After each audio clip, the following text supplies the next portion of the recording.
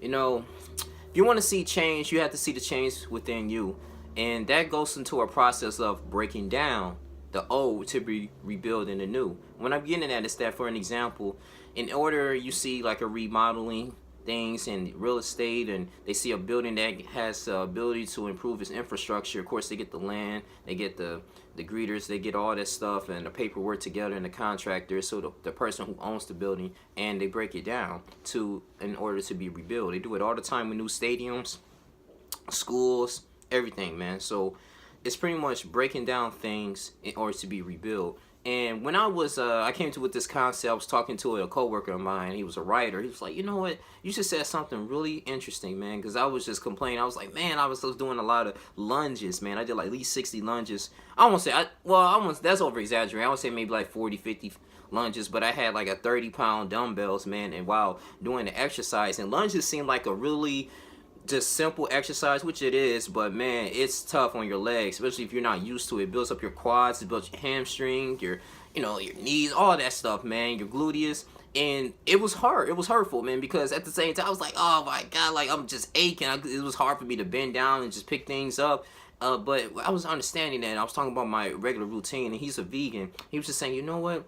You just said something that was key. You have to break it down, because I'm saying you have to break down your muscles in order to be rebuilt to the new one, and that's a process called protein synthesis, and that's how you'll be able to build more muscle mass. And I was just thinking that in life, man, we have to do away with old habits, even though Thanksgiving was yesterday. And just I was just listening to my inner thoughts and being thankful for life, being thankful for the trials that I was going through, being thankful for the accomplishments, the different goals, like me just being just accomplishing a lot of things, man. 1,000 subscribers on YouTube, man. Me to have the ability to just see and experience things around the world. Just writing, different things like that, man, and just improving my chest rating. And I had to break things down, man. I had to do away with the old habits of procrastination. I had to do away with the old habits of self-doubt. Illiteracy is the ability to learn and unlearn what you're doing. Has nothing to do with your inability to read and write, man. You have to have the ability to deprogram yourself and to reprogram yourself into a new conscious thinking, and sort of the same effect as Apostle Paul when he stated in the book of Romans, be transformed, renewing of your mind, so you may be that good and acceptable for the perfect will of God. And it all makes sense to me. Gentlemen, ladies, if you want to be on that road to success, if you want to be, in order to be that best person that you can be, sometimes you have to break down that old habits. You have to look at yourself and reevaluate yourself and take accountability. Whatever is, if it's your fault or it's not your fault. And what I understood that is when I'm studying more human behaviors, that people have the ability to blame that person for their misfortunes, and because they don't want to take that responsibility. And yes, they may be the blame for it, but at the end of the day, it just calls you to avoid your problems and not seek solutions, and therefore it creates a huge spirit of self-entitlement. You don't want to be entitled to things. That's how relationships fail, because relationships is a unit. You're supposed to be equally, you're supposed to be one. Your spouse, yeah, you can have the ability to help solve their problems, but never feel obligated that you need to do it. Do it because you want to, out of love and out of respect and out of kindness. Don't do it because you want to make your spouse happy, because once you start doing that, it just creates a huge turmoil of pressure, man, for you, and it's not a great set for you. And it's all about taking accountability, as I'm going to write in my chapter, and just assessing your thoughts and your patterns. And then your life will change. You continue to fall, but you get back up. You fall, you get back up. You fall, you get back up. You got to keep doing that on a consistent basis.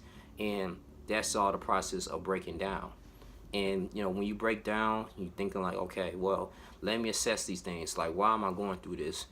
Is this a test, or is it something that's going to help build me? Because every multimillionaire, I want to say, for the most part, someone that's very successful, they had to go through a lot of things. Someone had to sleep in their car. Someone had to reevaluate their lives.